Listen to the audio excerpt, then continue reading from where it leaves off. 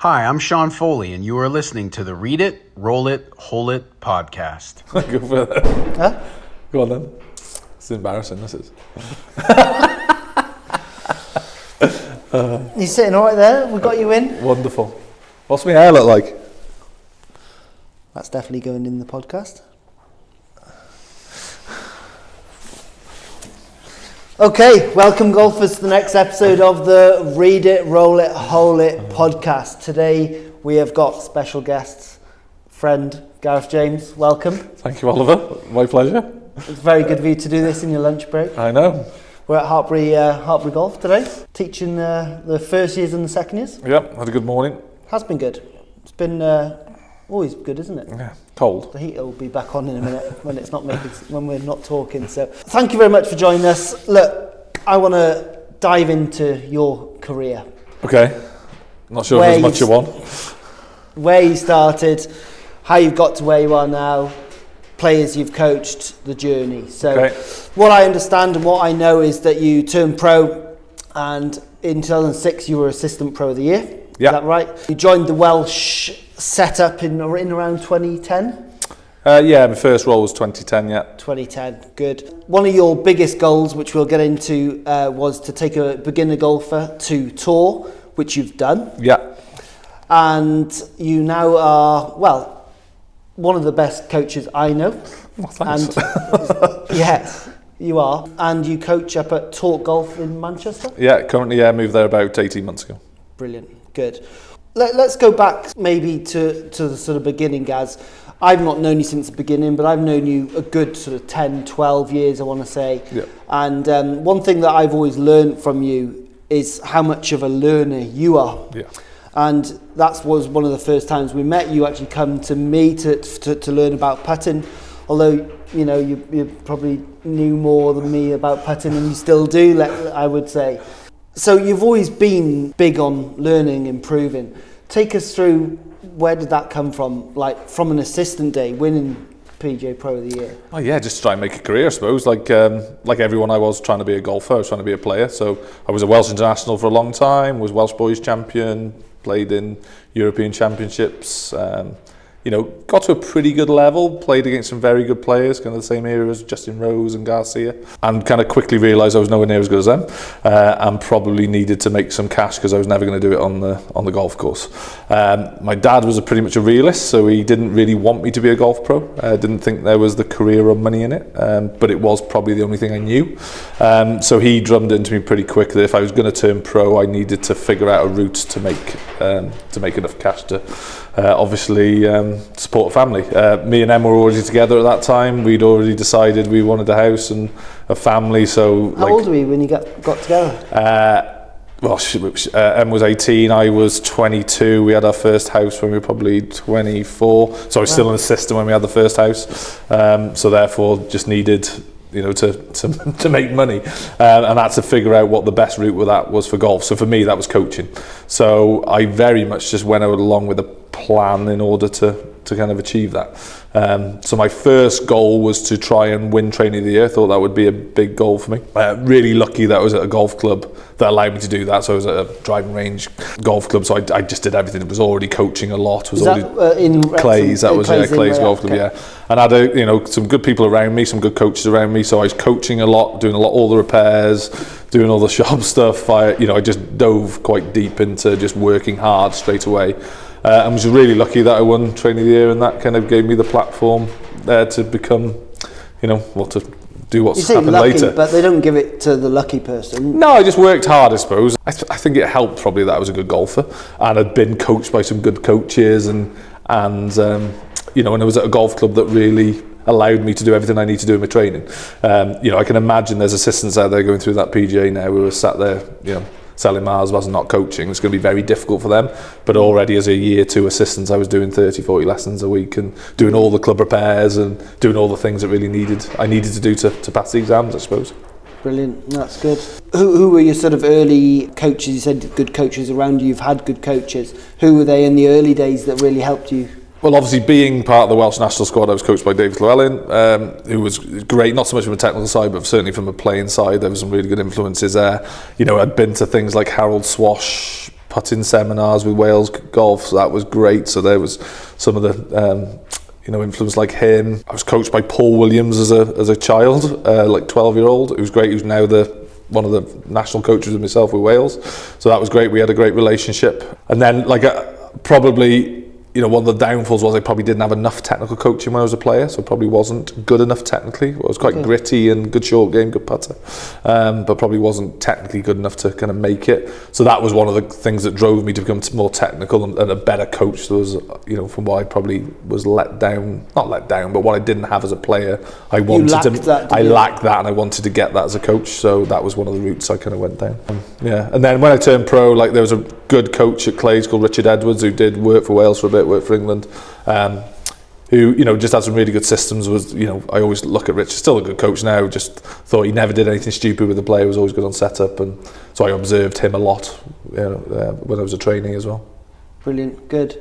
So then 2006, sorry, so that's when you won and you qualified. Did you stay at Clays then? I've been at Clays pretty much all my coaching life. I had one little stint out just before my eldest was born. I went to work for the Lee Westwood Golf School for a couple of years, and that was a disaster. And then quickly went back to Clays with my tail between my legs. So I only left there 18 months ago. So I've been at Clays, my whole life, essentially, whole career. Do you want to talk more about the Westwood disaster?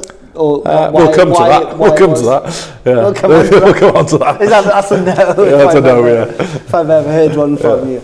No problem. So a couple of years later, so like 4 years later, you've gone from qualifying to then, did you approach the Welsh? Did you apply for that role in 2010? So like I said, when me and my dad sat down and said, what do you want to do? I think one of my main goals, I think I've told you this before, but I had three very main goals in my coaching career.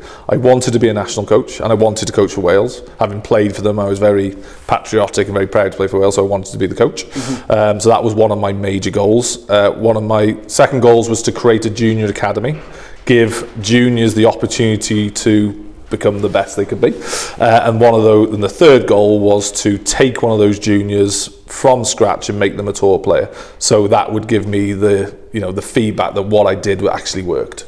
Those were my goals. It was about the money originally, because we wanted to pay the mortgage, but I was very goal driven. I wanted to be a national coach, wanted to create a junior academy, wanted to take one of those kids to tour. That was what I wanted to do, and everything I did. Where do they come from, Gaz? They're like very specific, sort of switched on for a young lad. Well, the Welsh was just because I played for Wales, and and like I said, was patriotic. Probably didn't, looking back, just wanted to be part of that team and make Wales great. Having been a player and like I said, a patriotic Welshman, I just wanted to be part of that team because I thought I could help, I suppose. So that was one of them. The tour player from a kid was just essentially just knowing that what I did worked. I think it's like I would say that's the hardest thing of all, is to take a junior and take them all to the tour, doing it yourself in every area of the game. That would have proved to me that what I actually did in all those areas worked. I'd see like coaching on tour, I think, is very different from development coaching. Like a lot of the pros on tour are getting players that are already very good, and they're just trying to mould them and make them perform a little better. I think taking someone from scratch to tour is really hard, and is almost like the ultimate challenge, and that's what I kind of set myself up for, see if I can do it. And that came true last year? Well, a couple of times, James Ashfield, obviously taught him from 11 years old. He went all the way through the Welsh ranks. Didn't play GB9 boys, but he played Walker Cup, got himself to 20th in the world in Wagga. Number one amateur in Britain, and then he turned pro, and his first ever event kind of finished top 20 in the Dunhill Links, and hasn't quite got onto tour yet, but he will. He's still very young, he's 24. And then Darcy, slightly different, but Darcy Harry, I haven't coached her throughout, but I have certainly been in her coaching team from kind of since she was 12 to almost, till 6 months ago, I suppose.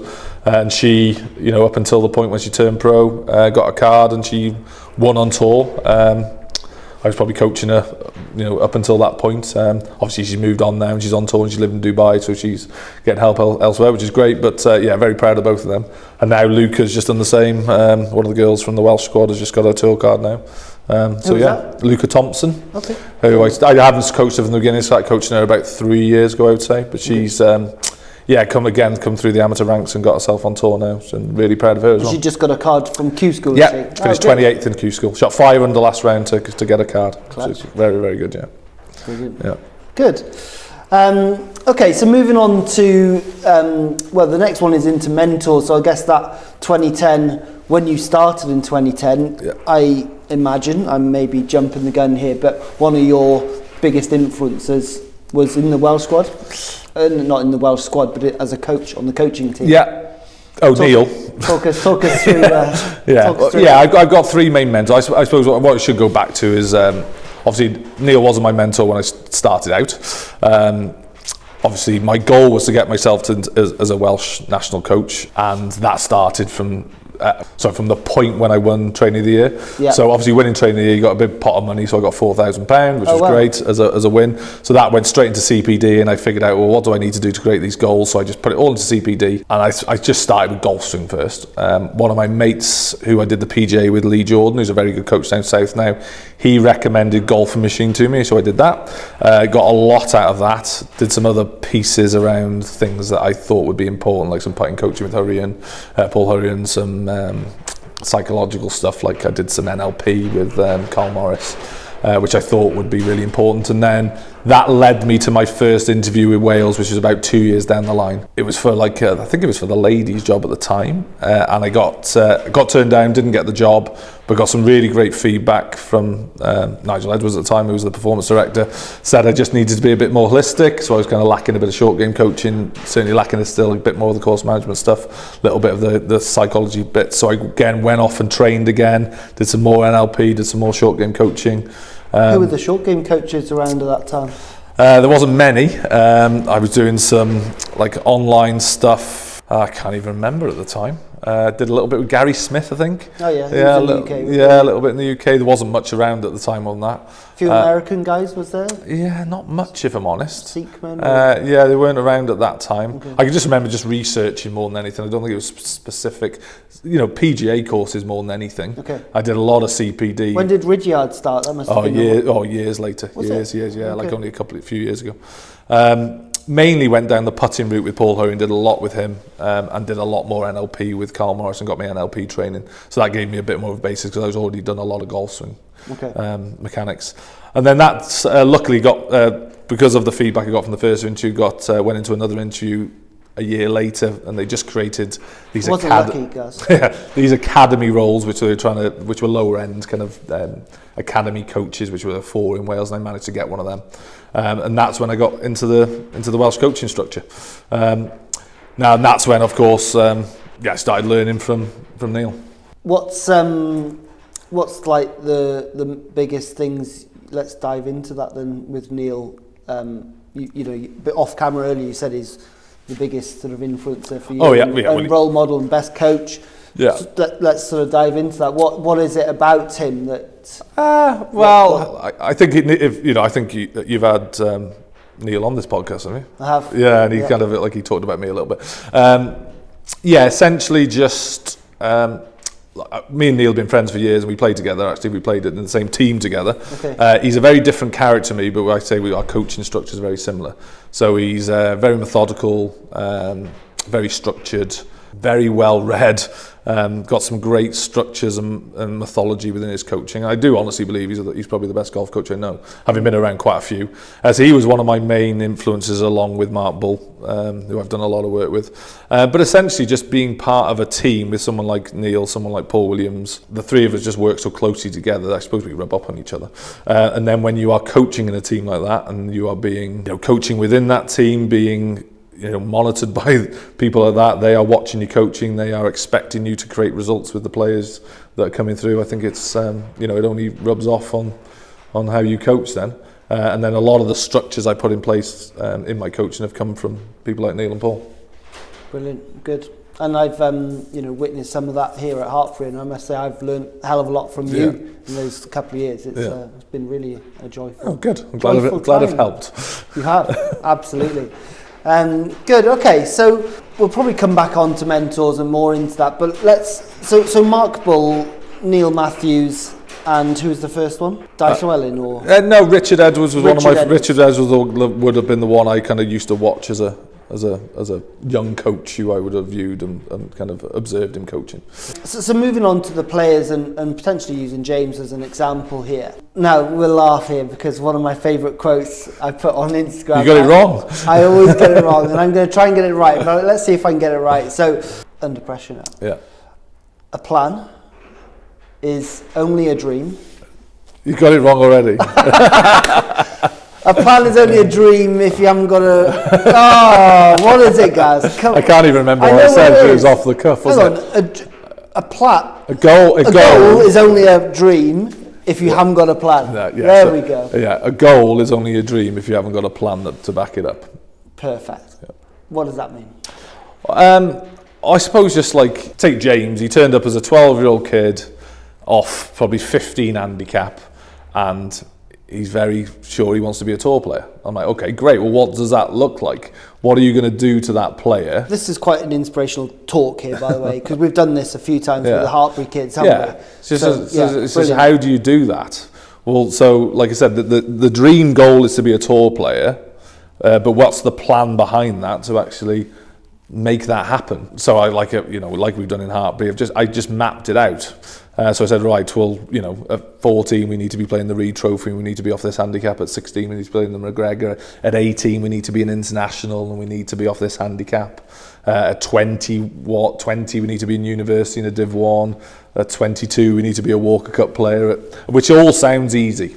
It's like that's the progression steps. We need to be going through the WAGA rankings. I'm going from 3,000 in the world down to top 20 in the world. If you're comfortable to, can we slow this down and actually go through this like a 5-minute talk like we did with the Hartbury students? Because I think, there will be listeners, hopefully listening, that are 15, 16-year-old kids with scratched 1 handicap, 2 handicap, with a dream to get there. A lot of them want to be there, but they haven't got a clue how to get there. And that's what you're talking about. So, if we set that as a 12-year goal? Yeah. Would that be from 16 to 28, roughly? Yeah, probably. Yeah. It's never going to go. No, it's that, not. Is it? No, but absolutely not. So that 12-year journey going from 2 handicap 16 to a 28-year-old number 1 in the world Scottish Scheffler? Yeah. I haven't coached one of them yet. Okay. But so what would break that down? What could that look? Now, I'm not saying it's going to look like this, but what could that look like from scoring average and... Yeah, just knowing what good looks like at every level, I would say. So what is that? Well, and look, there are players that, I have coached that haven't hit the markers every time. The classic example now is like an Elliot Baker we met here, who certainly wasn't a junior international or wasn't showing signs that he was going to be a world beater, but very quickly became one, as now arguably Great Britain Ireland's best, amateur, 4 years later. Sure. So it's not, like I said, it's not linear, but obviously my goal was to take the 12-year-old juniors all the way through. So I suppose being a national coach, I know what good looks like at all those levels. So I knew what good looked like in Europe at under 14s, under 16s, and I knew what good looked like at under 18s, and I knew what good looked like at 22, and we all know what good looks like in tour. So obviously if the end goal is to be a tour player earning X amount on tour, you need a stroke average of certainly under 70 and a 0.5. World number 1 is a stroke average of 69 on those golf courses. Now obviously that's not quite linear, because in amateur golf sometimes the golf courses are easier, so you could have a lower stroke average, but essentially, like I said, just knowing the markers. Okay. So I would have said first goal for James would have been to, like I said, at 12 years old, 15 handicap, to get in a Welsh national squad, or even a regional England boys squad, like he was at the time, because he wasn't playing for Wales. Or even a county. It was like, all right, what do we need to be? We need to be a 5 handicap at 14 years old. Yeah. And essentially just looking at his game and what areas do we need to improve. And what I did very quickly is set about creating models within all those areas. So I gave him a clear picture of what I wanted his golf swing to look like. We'll probably come into some of my coaching structures in a bit. Sure. But a clear picture of what his golf swing needs to look like, his pitching, his chipping, his putting, his mental game and his strategy. So they're the 6 areas? Yeah, well, look, there's every area of the game. Yeah, certainly every area of the game. Yeah, strategy, psychology, and how they practice. I think Neil's been on here and talked about the 4 Ps. You know, the person, the player, the practicer, and the performer. So certainly looking at those. I'm glad you remembered them all. Yeah, nearly got stuck. A lot of trouble. Yeah, so it's always looking at it from that kind of structure. But yeah, I would look at it in those areas of the game. And back at the time, I was coaching all the areas of the game. So I was coaching the players every part of that. You still are? I think team coaching has become a bit more popular now, where people have their own team, they have their own psych and their own S&C and their own putting coach like yourself, and I think that's become more prevalent. Back at the time, I was coaching everything. Okay. And yeah, just went through that structure with them. So at 14, we wanted this, and you know, what does good at 16 look like? What does good at 16 look like? Well, obviously there's rankings now, so you've got things like European golf rankings, we've got things like WAGA, like there are 16-year-olds on WAGA, we've got handicap. So yeah, like, and luckily when you're playing for things like Wales, you go and play a European Masters at under 16s and you'd be playing against the best juniors in the world. You know, now, but like I said, it's just not linear. I can remember Sergio Garcia at 16 almost being ready for tour, you know, having played in the same tournaments as him, and Justin Rose, like, you know, he was only 17 when he did what he did in the Open as an amateur. So like I said, it's not quite that, but that was 2006, was it, or 2007? Bit earlier than that, maybe. Was it? I can't remember. Yeah, so just knowing what good looked like. So at 18, we wanted them winning national events. Were they competing in your Fairhavens and your McGregors and your Scottish boys, and were they close to winning? So at that point, James had gone from like a 12-year-old 15 handicapper, and he won the Scottish boys at 18 years old and got to the quarterfinals of the British boys, and I think he was first reserve for Jacques Leglise. So he was in the top 12 players in Britain at that time. So he was quite linear through that stage, was he? Pretty linear, yeah. We had gone up through the stages pretty nicely. Has that been through the whole journey to now? Pretty much, yeah. Bit of a blip in COVID. So at that time then, went off to university. I'm jumping, sorry. No, it's fine. We're not jumping from James going from 18. No, 18 to 12 to 18, yeah. And then from 18 onwards, then he went to uni in America. Okay. So 18 to kind of 20, he was in American uni, and it kind of got his wagon and was hovering around 1,500 in the world, let's say. But it was COVID time. Probably wasn't enjoying it and decided to come back home. But like again, like suppose what we know now is like if he was 1,500 in the world now, and he wanted to be a Walker Cup player by the time he was 22, let's say, as a goal. I'm not saying it had to be that, but home Walker Cup with St Andrews, and he would have been 22 years old. It's like, right, how do we get you from, or maybe 23 years old, sorry. How do we get you from now 19 years old to 23? How do we get to 1,500 in the world WAGA to top 50, definitely, where you're definitely getting in Walker Cup? And that's where it started to get a bit more complex then. So we were gathering stats, obviously with the help of Wales Golf, you know, tracking stats in all areas, tracking his game, figuring out where we needed to keep on nudging him game-wise through the, you know. Such small margins, isn't it? Without it gets question. Smaller. It's not the 15 to the 5 handicaps, the easy bit really, I guess. Yeah, and absolutely. It gets harder and harder as the years go on. Yeah. Are you looking to improve your putting stroke? Are you thinking of holding those demon 6-footers that you've never been able to before? And you can't access some of the best golf coaches in your country? Well, fear not, because Skillist is here. Skillist is an app which allows you to access some great golf coaches across the world, including our very own host, Ollie Leet. You can send in a video of your putting for him to analyse before getting into a package of lessons. Make sure you check out the Skillist app now to download it on iOS and Android. Be the biggest, be the best. Download Skillist. You are listening to Read It, Roll It, Hole It. He's 2 putts from victory. Only needs one. Yeah. So James was an interesting one. He came back from America like. So that blip in America, Gaz, would you do that differently next time with the next James? Not to go to America or find a different. Interesting. People are different, I suppose. The players I've had success with didn't go to America. Like obviously, what you're doing in American unis is you're taking a player away from their team, sticking them in a different country and asking them to compete. Whereas they lose all that, don't they? They lose their team. And what I also think is like, it's just a performance environment. So what you're basically telling them is you're not now continuing your development. You are essentially now, at 18 years old, you're done. You need to go compete and see what you like. Whereas I would argue that and go, well, they're still in a massive development phase there. Unless they're Jordan Spieth or Justin Thomas. Or Rory, where they're the finished article, whereas like a lot of my players are not that. You know, at 18 they're not world beaters yet, and they still need to develop to the point where they're trying to get their tour card, which is 4 or 5 years.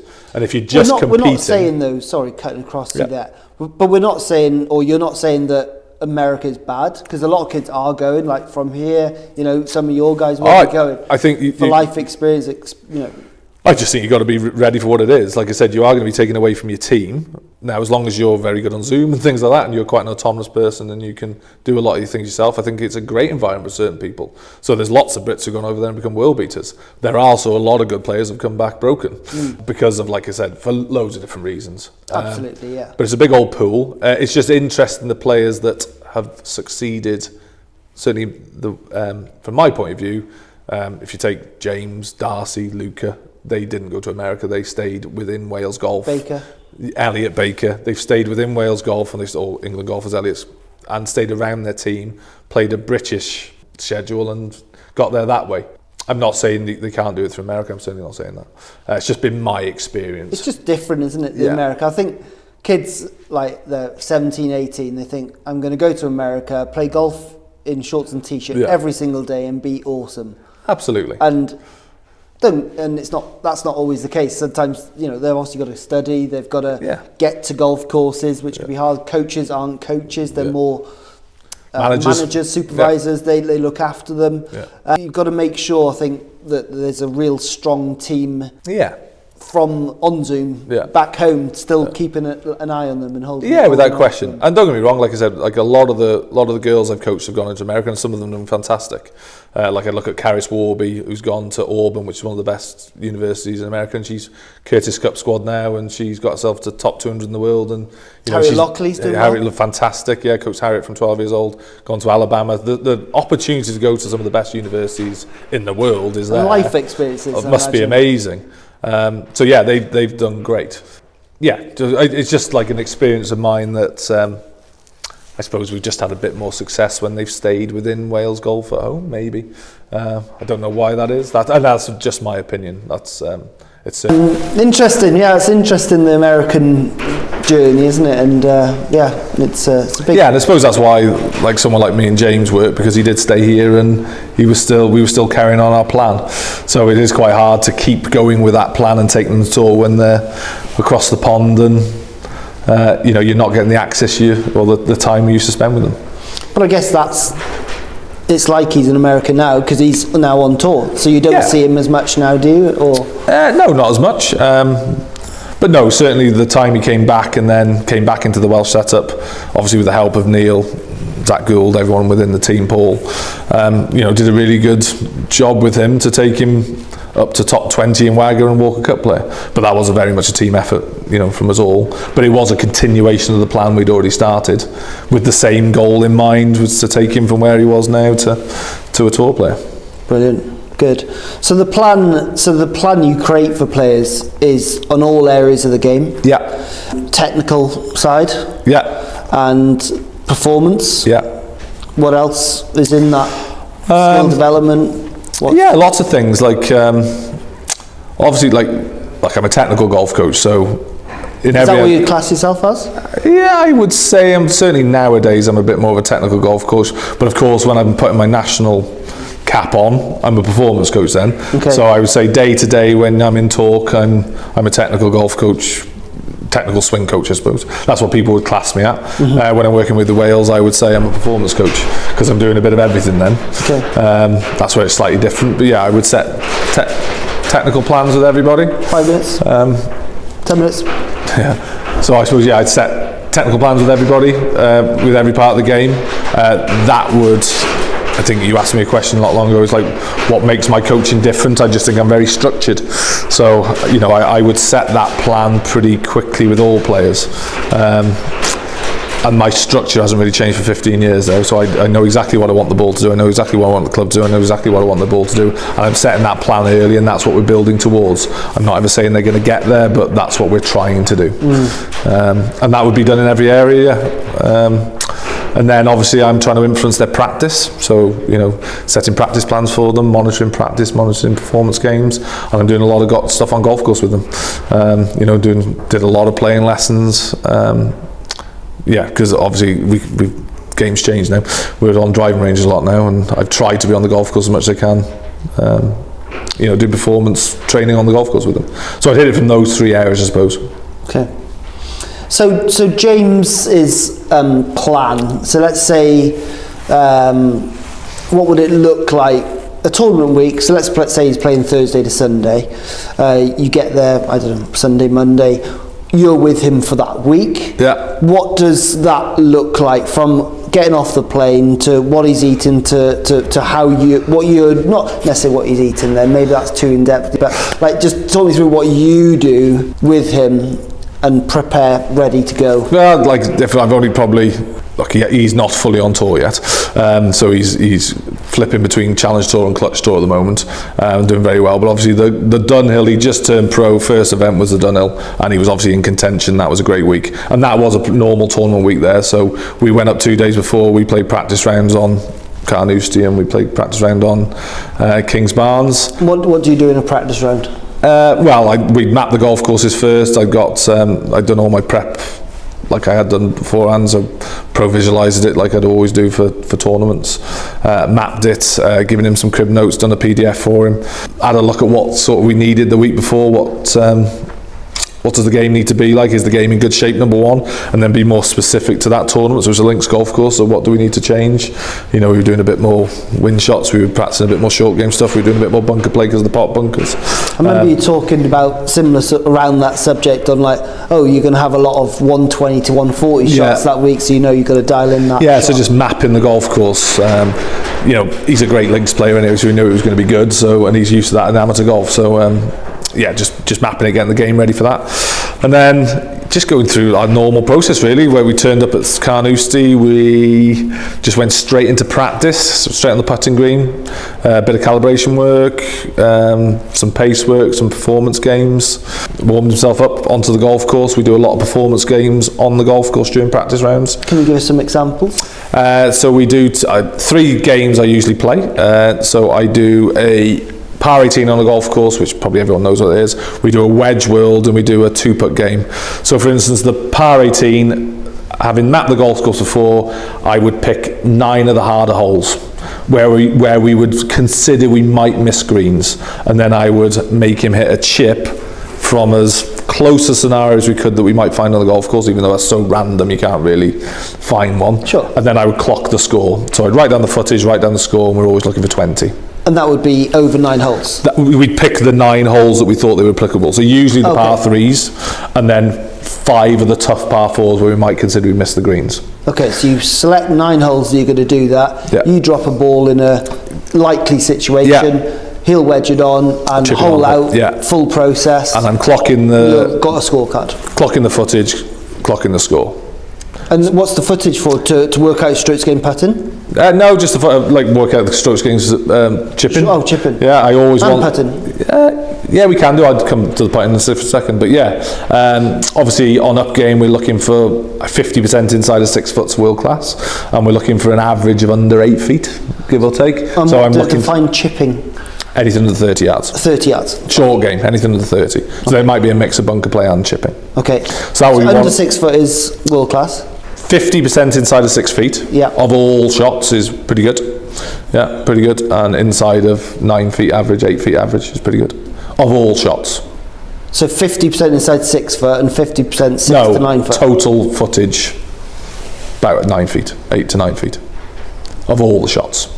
Average footage. Oh, average. Okay. Average footage. So 50% are inside 6 foot. Where are the other 50%? Or it doesn't matter? Outside. Yeah. But it's like then the total or the average footage. The average because you're going to have a lot of hard shots that are going to be really tough to get inside of 6 feet. Okay. So the average is under 9 foot. So around 9 to 8 feet.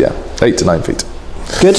And then the wedge world would be like random pitches between 50 and 100 yards on specific holes on the golf course. So for instance, the par 5s, I might drop him 4 pitches down. Yeah. And then on the shorter par 4s, I drop the 4 pitches down, and I would just clock the footage on them. So 9 different pitches on 9 different holes, appropriate to the golf course. Love that. Clock the footage again. And put that in up game, do you? No, I'm just clocking it because he's got his own practice charts, his own games that are based on his stats. So we know what world class pitching is, and we know what his pitching footages from certain areas. So I'm just, when we're doing the performance test on the golf course, I'm seeing where he's at. Is he inside his targets or outside his targets? Now, if during those tests we're miles off our targets, we'll go do some work. If we're all good, we're all good. So if you start seeing a pattern of, let's say, his wedges coming up short right, you know, oh, he's doing this. We need to do a bit of work. You go and do some work. Yeah, we need to do work. And then the putting game is, he always holds a 4-footer on every hole. That's just what he's always done. I don't clock that. He just has to hold one 4-footer. Has he got to hold it as well? Yeah, I got to hold it. So if he misses it, he does it again? Does it again, I think. That's his. I'm not clocking that. My putting game is, I call it a 2-putt game. I think I got it from John Carlson on Instagram once, but basically on the first hole, I would pace him out a 30-foot putt and he's got to 2-putt it.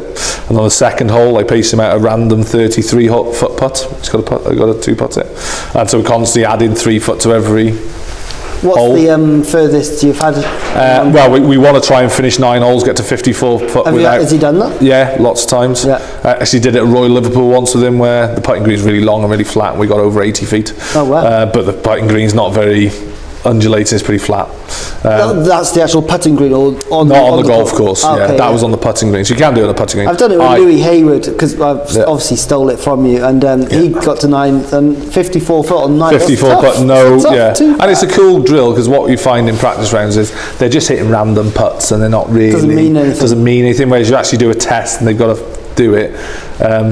I find that works so much better, I suppose. Stimulates them a bit more, gives them purpose. I think they're trying to kind of hit all the putts and do all the things they need to do, but the game's so random. We don't exactly know where the pins are going to be. We know we're not going to miss it in exactly in the spot we're trying to miss it, because it's too randomised. So if you're just making the games specific to golf, the actual game, I find that works a bit better, and it keeps them then switched on a bit longer. I like the fact you're performance tested on the course, so if his wedging is off, then you go off the course. Well, maybe you might try and fix it on the course. And then we might do some work. So go to work. Go to work. So then, I wouldn't do too much work the day before the tournament, but certainly a couple of days before we can do some technical work. And then the second day, then they're just mainly, finishing their prep, really, going onto the golf course, hitting the certain shots they need to, testing any tee shots they're not comfortable with, finishing off their prep, daily calibrations, whatever they need to do, but more performance games just to get them in the mindset mode as opposed to technical work. Brilliant, good. And then tournament day, they obviously warm up. I gone by then. Okay. Gone by then. Let them get on with it. But I've heard you on the phone here. So after the round, they put their stats in. You both look at the stats. Yeah, some of them, review with the players. This would be no different than national coaching. So I was coming on to national coaching, thinking, is this the same? Same, yeah. So what's different than national coaching, jumping then from James to creating a team environment? Well, not creating, because it's an individual game in a team environment, but how does that work? What's different? Nothing really. Like I said, there's more of a team aspect, that's all, but it depends on the tournament. So like a European Championships, there's an 18-hole, 36-hole qualifier where they are all going out as individuals to compete, 5 from 6 scores. So you're prepping them as a team, but you are still doing the same old things. There's obviously more people there and only one of me, so you're not getting as much time with them, individual time, but you're still trying to do the same things. We're still planning golf courses, we're still doing they're playing their practice round like they always do. I'm still doing some of those performance games during practice rounds, but I'm doing it with everybody and clocking everyone's score. They're all going off to do their own individual prep, and if they need me, I'm there, but it's obviously... They all should at that level know what they're doing, crack on. Absolutely. And then, afterwards, the players all have to put their stats into up game and review them to obviously help make change for the next day.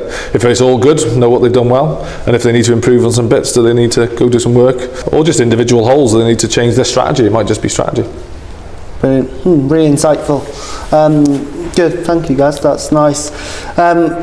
We need to get back to work, so we've got 2 minutes. So let's 2 minutes, 1 minute on the coaching industry. Where do you feel like it is? What do you see a lot on Instagram that you perhaps you don't like or do like, and any insights on that? I think the question came from Pete earlier, who we work with here, Pete Langford, great guy, great coach, and he wanted to know what made you so good. So answer that question. Well, because I'm not. And I said that's probably why he's so good, right? I don't consider himself good. Just been lucky. You're not lucky. Stop it. The answer I gave to Pete was that I don't think my structure in my coaching has changed for 15 years. So I suppose I don't want to use the term model, but I certainly know what... It's a model. Yeah, maybe. I certainly know what I'm looking for in golf swings, and that hasn't changed. So based on Golf Machine, TrackMan, Mark Bull stuff, I kind of know what I want to see in the golf swing, and the way I coach hasn't really changed. I'm still very ball flight orientated, TrackMan data orientated, and the structure in which I coach hasn't really changed in 15 years. And it would take a lot for me to change. So what I suppose I haven't done is bounce around ideas. So I'm pretty consistent in what I do, and I suppose maybe because I've had a little bit of success with some of the players, and I have, coached a lot of internationals and a lot of very good players, and a lot of GV internationals, and created a couple of tour players now. I suppose I know that structure works, so therefore I'm kind of stuck with it a bit. I'm not influenced hugely by Instagram. I think sometimes there's a bit, the louder you shout and the more out there some of the ideas are, people think that's great. I suppose I'm not like that. It takes me a lot to change because I feel the structure is good, and I've had enough mentors and good coaches around me to know that I suppose that structure works. But yeah, the coaching industry is in a great place. Technology is only getting better. TrackMan, Force Plates, Swing Cat, the studios. I work in a great facility now, all indoor, with a specialist in every area under one roof, which is very different from what it was 20 years ago. So that's a bit of a plug to Talk Golf there. And we've got some great coaches there. Come on to that. So let's we'll do that at the end, shall we? Or do you want to go? Let's talk about golf. Talk golf.